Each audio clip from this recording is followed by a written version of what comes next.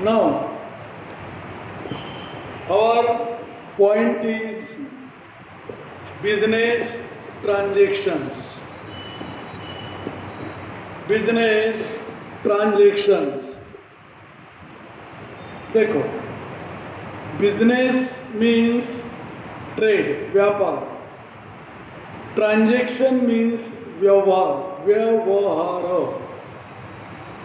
Business transaction means business में होने वाले व्यवहार.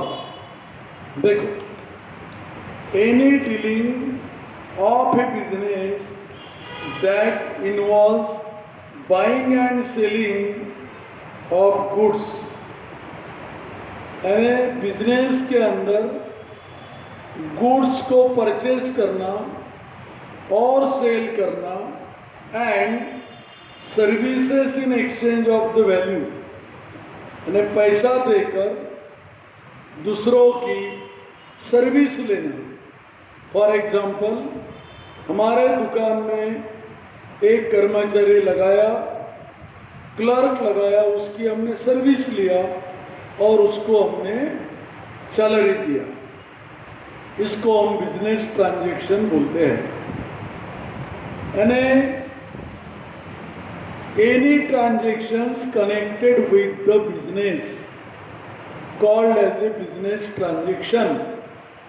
For example, goods purchase करना, goods बेचना, हमारे दुकान में जो नौकर लगाए सर्वेंट उनको पेमेंट करना, अगर दुकान का कोई सामान मार्केट से लाया, रिक्शा वाले को, ऑटो वाले को पेमेंट किया, इलेक्ट्रिक का बिल दिया दुकान का, ये सारे बिजनेस ट्रांजैक्शंस है. एक व्यापार चलाने के लिए हम जो व्यवहार करते हैं उसको बिजनेस ट्रांजैक्शन बोलते हैं. देखो नीचे क्या लिखा है, देखो, every transaction should affect the financial position of the business and it should be measured in the term of money. म्हणजे क्या, बिजनेस में होने वाले व्यवहार पैसों के रूप में, स्वरूप में होने चाहिए.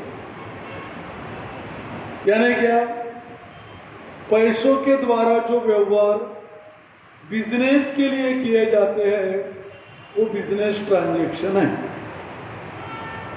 अगर आपने पैसा दिया और सिनेमा देख के आए, वो ट्रांजैक्शन जरूर है पर बिजनेस का नहीं है.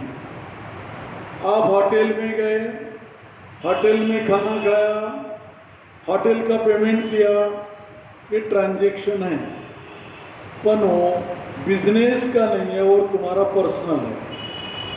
मतलब ये हुआ, कोई भी पैसों के व्यवहार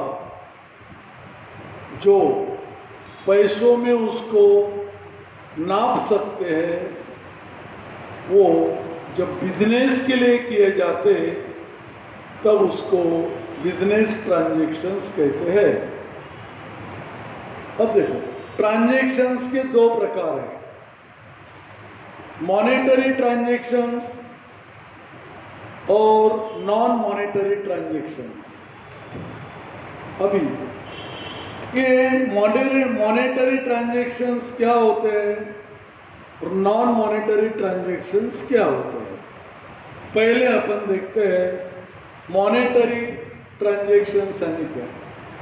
मॉनेटरी वर्ड या मनी से तैयार हुआ, मनी यानी पैसा. मॉनेटरी वर्ड ये मनी से तैयार हुआ, मनी से, और मनी यानी पैसा. तो जो व्यवहार पैसों के माध्यम से होते हैं, पैसों के लिए किए जाते हैं, वो मॉनेटरी ट्रांजैक्शन कहलाते हैं. अब इसमें दो प्रकार के ट्रांजैक्शंस हैं. उसके पहले देखो, मॉनेटरी ट्रांजैक्शन के सामने जो लिखा है वो क्या है देखो।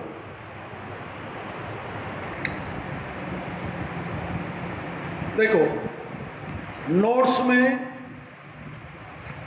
कैपिटल ए के सामने लिखा है monetary transactions. The transaction which involves an exchange of money or monies worth directly or indirectly are called monetary transaction। यानी पैसों के माध्यम से जो ट्रांजैक्शन किए जाते हैं या पैसों के लिए जो ट्रांजैक्शन किए जाते हैं उसको मॉनेटरी ट्रांजैक्शंस कहते हैं। अभी पैसों के माध्यम से और पैसों के लिए इसमें क्या फर्क है यह आपको 2 मिनट के बाद अपने आप ही समझ जाएगा। अब देखो मॉनेटरी ट्रांजैक्शंस 2 प्रकार के होते हैं, कैश ट्रांजैक्शन और क्रेडिट ट्रांजैक्शन। अभी कैश ट्रांजैक्शन कैसे होते देखो।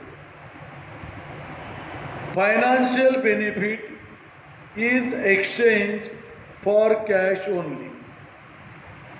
पेमेंट और रिसीव्ड ऑफ कैश और check is involve at the time of transaction only. For example, paid salary 5,000, purchase of machinery in cash 40,000। मतलब ये हो गए पैसों के माध्यम से, थ्रू कैश। थ्रू कैश म्हणजे पैसों के माध्यम से, एंड फॉर कैश म्हणजे पैसों के लिए। अब देखो क्या है, मैं ओनर हूँ दुकान का मालिक हूँ और आप मेरे दुकान के मैनेजर हो। महीने भर के बाद मैंने आपको सैलरी पेड किया, पेमेंट दिया, जो कि आपकी सर्विस लिया, महीना भर मैंने आपसे सेवा लिया। ये हो गया मॉनेटरी ट्रांजैक्शन, कैश मॉनेटरी में कैश ट्रांजैक्शन। या फिर मैं कुछ रुपए लेकर, कुछ पैसे लेकर दुकान में गया, दुकानदार को पूछा ये मशीन कितने की है, दूसरी कितने की है, तीसरी कितने की है। उसमें से मैंने एक मशीन 40,000 रुपए की परचेस किया, तो मैंने दुकानदार को पेमेंट कर दिया कैश या चेक लिख के दिया होगा और मशीन घर में लेके आया। This is called as a cash transaction. Any transaction through cash, ये कैश के द्वारा ट्रांजैक्शन हो गए।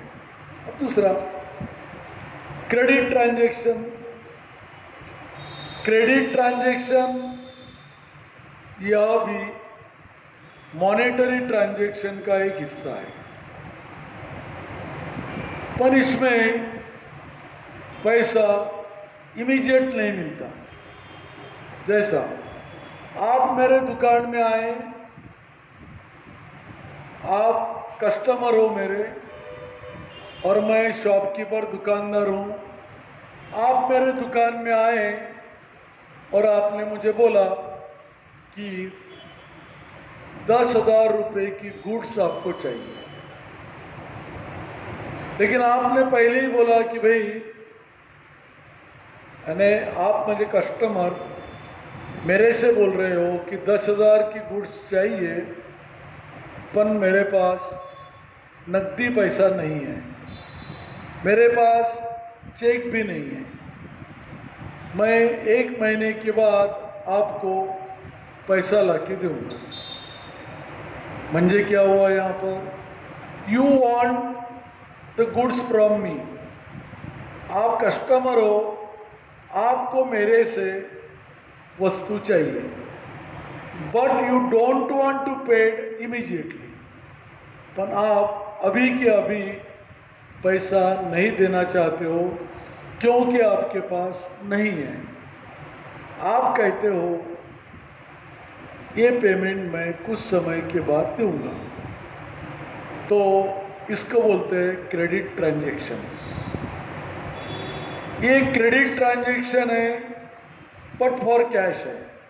मैंने आपको क्रेडिट में माल दिया, पर मुझे मालूम है ये पैसा आज नहीं कल मुझे आपसे मिलना है। अब देखो कैसा हो गया, through cash and for cash में फर्क क्या है। आप मेरे दुकान में आए हो, आपने मुझे 10,000 रुपये दिए और मैंने आपको गुड्स इमीडिएट दे दिया, ये हो गया through cash, transaction completed through cash. आपने पैसों के माध्यम से व्यवहार पूर्ण किया। और फिर दूसरे दिन आप मेरे दुकान में आए हो, आपके पास पैसा नहीं है, आप बोल रहे 4,000 की गुड्स हमको उधारी में दो ऑन क्रेडिट। मैंने दे दिया, मैंने आपको गुड्स दिया, पर मुझे पैसा नहीं मिला, पर मुझे मालूम है ये पैसा फ्यूचर में मिलेगा। म्हणजे क्या हुआ, this transaction completed not through cash but for cash. जब पैसों के माध्यम से पूरा नहीं हुआ, नॉट थ्रू कैश, लेकिन फ्यूचर में पैसा मिलने वाला है, इस उम्मीद से मैंने फॉर कैश, फ्यूचर में मिलने वाली कैश के उम्मीद से किया। तो अभी आप समझ गए होंगे मॉनेटरी ट्रांजैक्शंस दो प्रकार के होते हैं, कैश ट्रांजैक्शन और क्रेडिट ट्रांजैक्शन। इमीडिएट पैसा देकर वस्तु लेके आना, it is called as a cash transaction. और दूसरे की दुकान में जाना, वस्तुएं लाना, पर इमीडिएट पेमेंट नहीं करना, इसको बोलते हैं क्रेडिट ट्रांजैक्शन। तो देखो बेटा, मॉनेटरी ट्रांजैक्शन के दो प्रकार, कैश ट्रांजैक्शन और क्रेडिट ट्रांजैक्शन। तो हमारा मेन पॉइंट नंबर 14 था। मेन पॉइंट नंबर 14 में क्या था, बिजनेस ट्रांजैक्शन था। फिर नीचे एक डायग्राम दिया है, ट्रांजैक्शन के दो प्रकार, मॉनेटरी ट्रांजैक्शन, और मॉनेटरी में फिर दो प्रकार, कैश और क्रेडिट। ये मैं आपको पढ़ा चुका हूँ। Now on the right side, B, non monetary transaction. अभी इन नॉन मॉनेटरी ट्रांजैक्शन यानी क्या, जहाँ पर पैसों का उपयोग होता ही नहीं, पैसों के लिए भी व्यवहार किए जाते नहीं, वो नॉन मॉनेटरी ट्रांजैक्शन हो गए। पुराने ज़माने में मैंने आपको barter system, barter system, BARTER, barter system का थोड़ा नॉलेज दिया था। क्या बोला था उसमें, मनी यानी पैसा, पैसों का जन्म होने के पहले, मनी का जन्म, बर्थ होने के पहले ट्रांजैक्शन वस्तुओं के स्वरूप में किए जाते थे। जैसा कि एक किसान को कपड़े लेना है, तो किसान अपने घर से अनाज लेके जाता था, क्योंकि अनाज उसकी खेती में बनता है, और वो कपड़े के दुकानदार को अनाज देता था और वहाँ से कपड़े लेके आता था। बार्टर, एक वस्तु के बदले में दूसरी वस्तु, इसको बोलते हैं बार्टर सिस्टम। या मान लो एक व्यक्ति, मान लीजिएगा किसान है, उसकी खेती में अनाज बनता है, वो अनाज लेकर वो मास्टर जी के पास गए, टीचर के पास, और टीचर को बोलने लगे कि सर, पहले गुरु बोलते थे, सर मेरे बच्चे को आप पढ़ा दो साल भर, उसके बदले में अनाज लो। क्यों? मेरे घर में बहुत अनाज है, मैं किसान हूँ, पर मेरे बच्चों को पढ़ाने के लिए मैं मेरे यहाँ का अनाज आपको देना चाहता हूँ। मतलब क्या हुआ? एक वस्तु दिया आपने अनाज, और दूसरी वस्तु नहीं मिला, तो उसके बदले में ज्ञान मिला, नॉलेज मिला। ये भी बार्टर सिस्टम का हिस्सा था। यानी वस्तु के बदले में वस्तु, या फिर वस्तु के बदले में अपनी आवश्यकताएं पूरी कर लेना। कल चलकर एक किसान को कटिंग करवाना है, वो किसान अनाज लेकर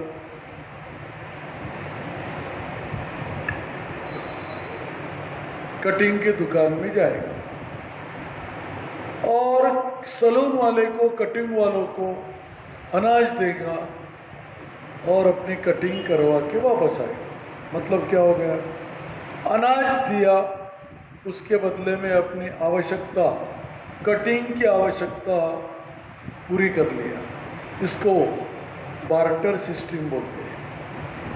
इसमें पैसा बीच में नहीं आता, पैसा बीच में आता ही नहीं। इसको बोलते हैं non monetary transaction.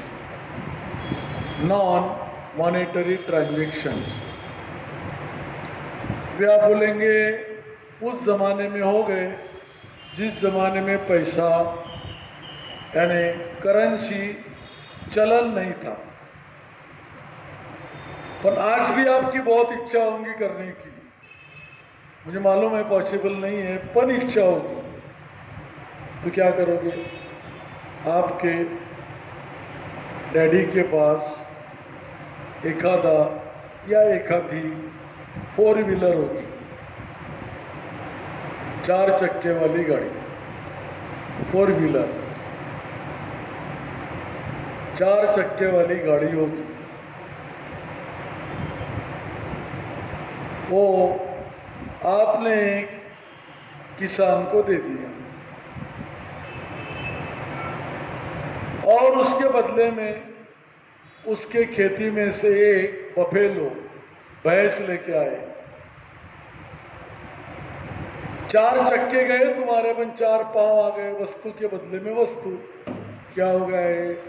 Barter system, वस्तु विनिमय प्रणाली। इसमें पैसों का उपयोग नहीं हुआ। तो फिर कार दिया, भैंस लेके आए,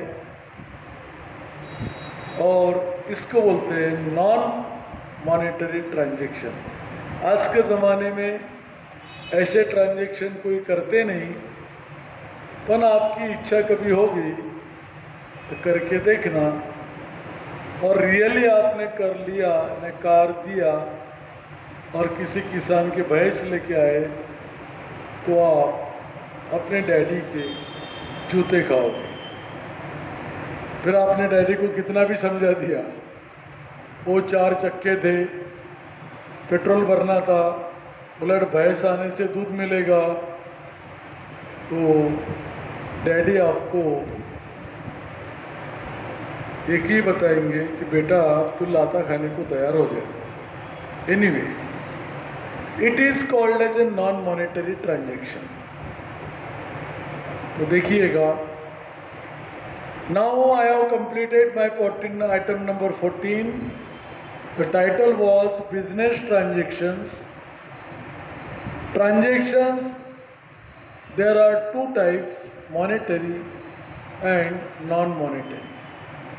And also there are two sub-points of monetary transactions, cash and credit transaction. तो हमने ट्रांजेक्शंस का आइटम कंप्लीट कर लिया। अब ये हम जो पढ़ रहे हैं, आप बोलेंगे सर इसमें ऐसा क्या नया है? नया है इसमें कुछ भी नहीं। पर आप कॉमर्स फैकल्टी में आए हो तो कॉमर्स फैकल्टी में आपका बेस पक्का होना, इसलिए सारी चीज़ें जो अपने डेली रूटीन लाइफ में होते हैं, अपने डेली लाइफ में जीवन में होते हैं, वो कॉमर्स में कैसे आते ये आपको समझाना है। यानी सीधी भाषा में कॉमर्स फैकल्टी में आए हो तो कॉमर्स का डिटेल में मैं आपको यानी मुझे आपको नॉलेज देना है। अभी पॉइंट नंबर 15 प्रॉफिट और 16 नंबर में लॉस। अभी देखो कि कॉमर्स का ट्रांजैक्शन जरूर है, पर ये आपको आता है, आपको मालूम है,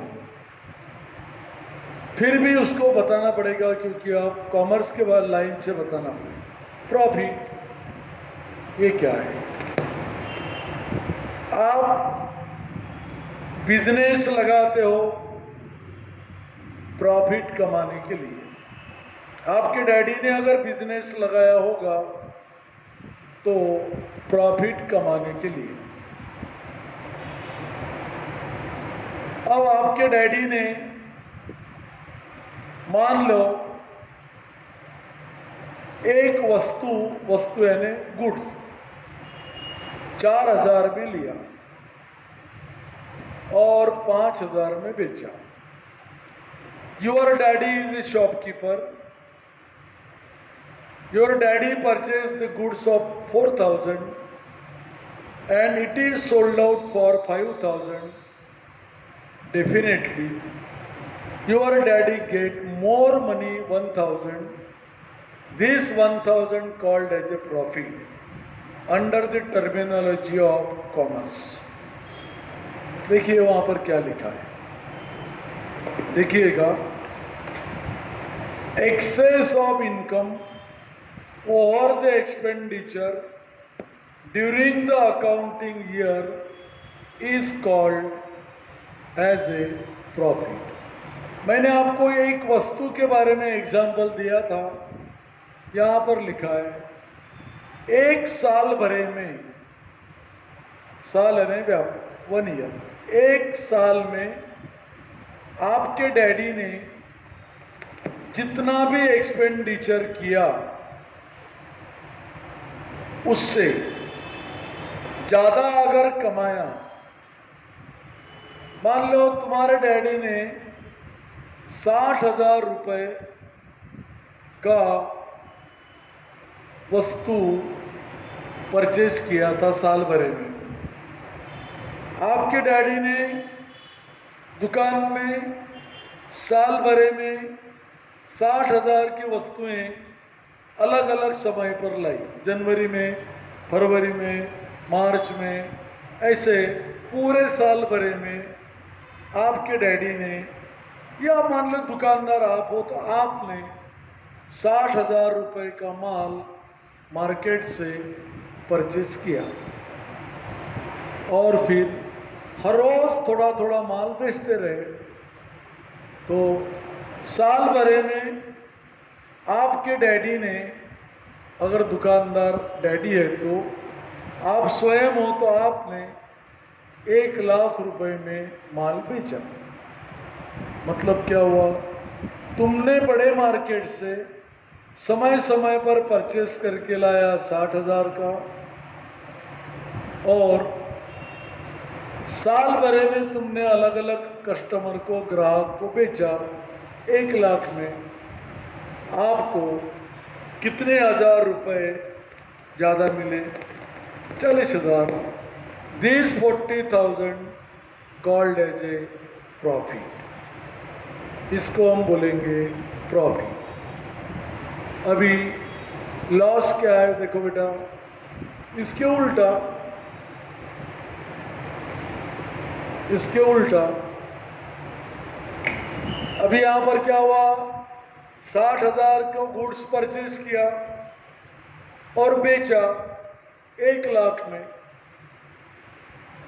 तो परचेस करने की कीमत कम थी, बेचने की कीमत ज्यादा थी, प्रॉफिट हुआ। उल्टा करो, आप दुकानदार हो, suppose you are a shopkeeper, आप दुकानदार हो, आपने 1 लाख रुपए का माल बेचा, पर वो माल आपने साल भरे में परचेस किया था 1,20,000 में, यानी दूसरों के दुकान से आपने गुड्स परचेस करके लाया 1,20,000 की और बेचा केवल 1 लाख में, यहाँ पर आपको पैसे कम मिले। It is called as a loss. इसको ही लॉस बोलते हैं। तो देखो बेटा, प्रॉफिट और लॉस।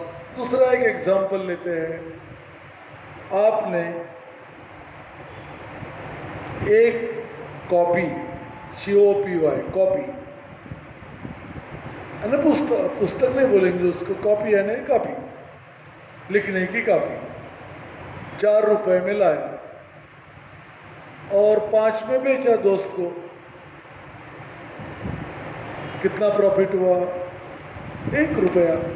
उल्टा सोचो, 4 रुपए में लाया, है ना, परचेस किया और 3.5 में बेचा,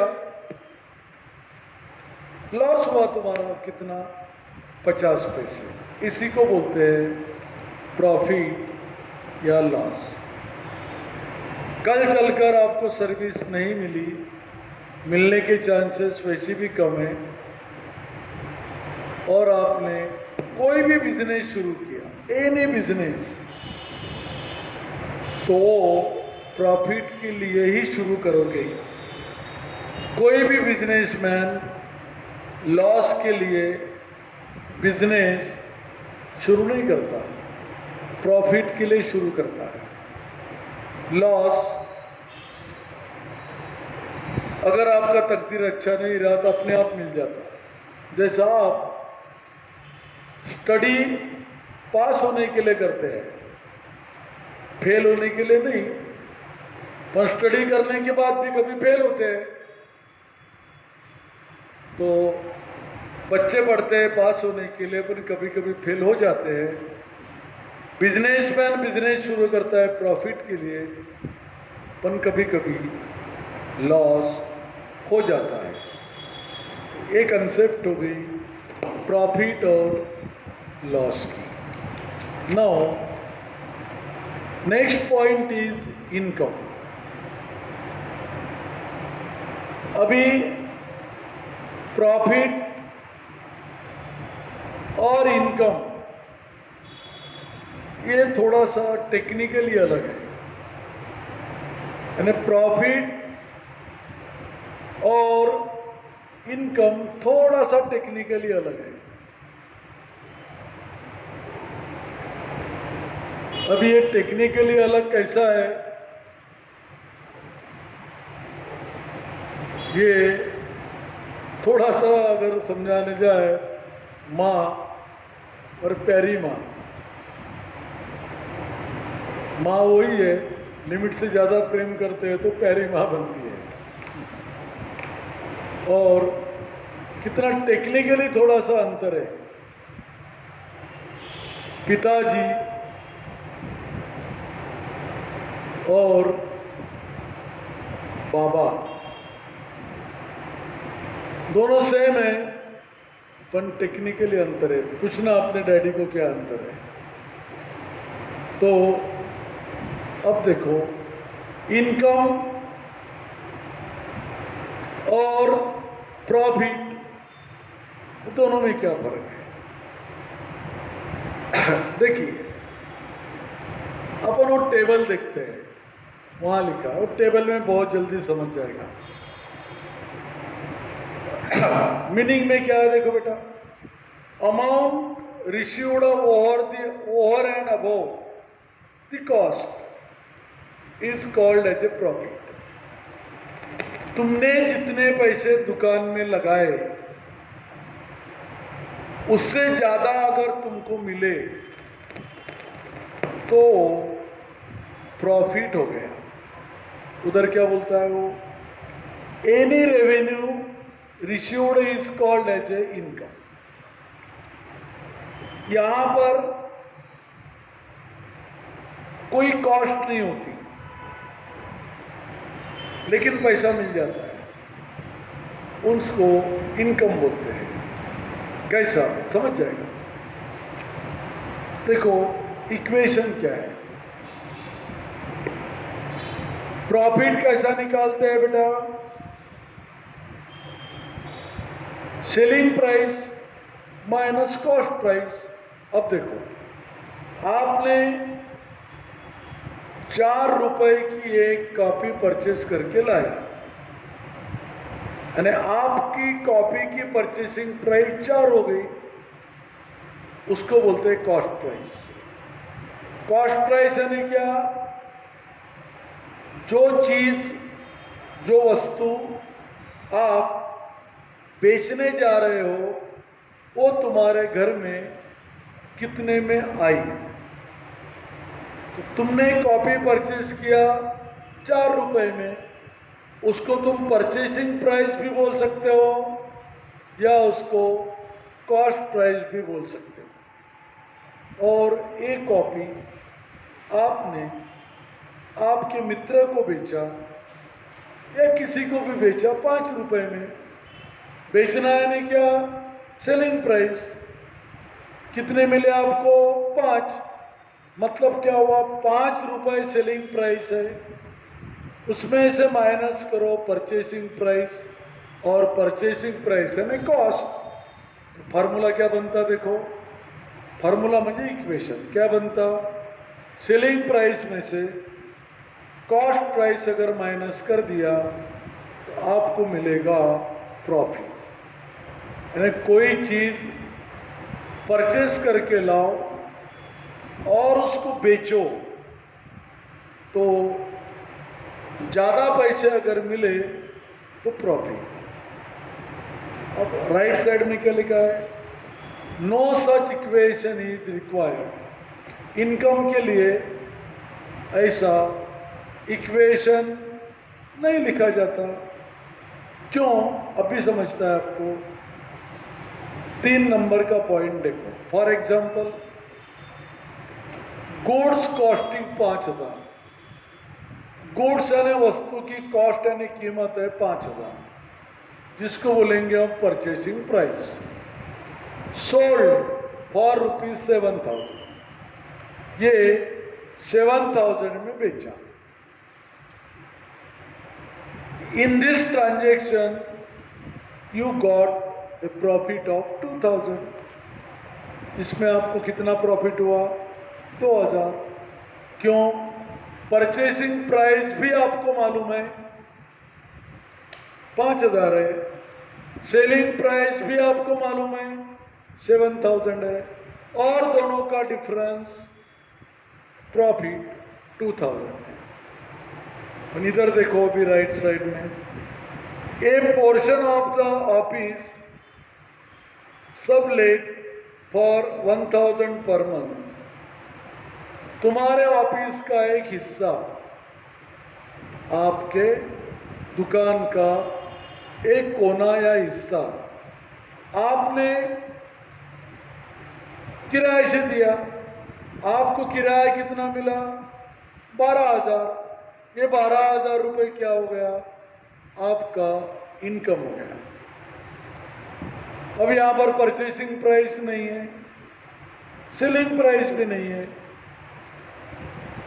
यानी परचेसिंग प्राइस भी नहीं, सेलिंग प्राइस भी नहीं, पर बेनिफिट है। क्या बोलेंगे उसको? इनकम। क्या बोलेंगे आपको? इनकम। तो देखो बेटा, प्रॉफिट और इनकम में क्या फर्क है? जहां पर परचेस प्राइस, सेल प्राइस दोनों होती है, वहां पर अगर परचेसिंग प्राइस से सेलिंग प्राइस ज़्यादा रही तो प्रॉफिट होता है। जहां पर परचेसिंग प्राइस, सेलिंग प्राइस नहीं रहती पर इनकम हो जाता है, पैसा आ जाता है, उसको इनकम बोलते हैं। नाउ मैं समझता हूं कि आपको प्रॉफिट और इनकम के लिए डिफरेंस समझ गया हूं। और एक एग्जांपल देता हूं। आपने एक दुकान लगाया, आपका एक दुकान है, आपने वो दुकान में साल भरे में 1,00,000 रुपए का माल परचेज किया और 1.5 लाख में बेचा। कितना ज्यादा मिला? 50,000। यह हो गया प्रॉफिट। अब देखो, आपका दुकान नहीं है, या है भी, पर दूसरा एग्जांपल लेते हैं। आपके डैडी के पास और एक मकान है, और एक मकान है। आपका दुकान जिस मकान में है ना, वो मकान छोड़ के और एक मकान है। वो मकान आपके डैडी ने किराए से दिया। तो आपके डैडी ने मकान किराए से दिया और डैडी को या आपको किराएदार से किराया मिला। ये इनकम हो गया। Because here is no purchasing price and selling price. मतलब क्या हुआ? दुकान में से कमाते हो वो प्रॉफिट, और कोई प्रॉपर्टी तुम्हारे पास है, किराए से देते हो और किराया मिलता हो, वो प्रॉफिट नहीं बोल सकते, उसको इनकम आपको बोलना होगा। अभी देखो, पॉइंट नंबर 18 नेक्स्ट वीडियो में हम लेंगे।